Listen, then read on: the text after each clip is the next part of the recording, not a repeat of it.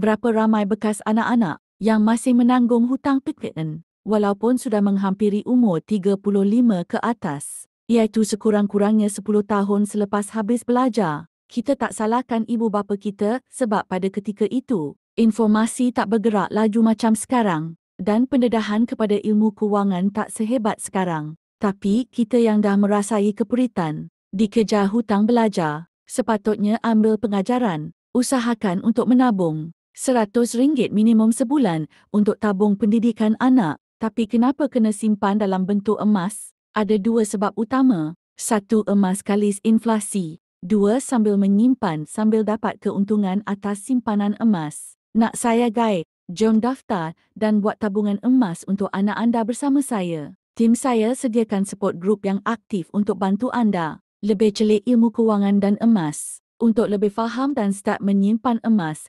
insya-Allah, saya dan tim sudi bantu. Boleh mula di sini, klik link di bio RD Aminuddin dan mulakan simpanan emas serendah RM100.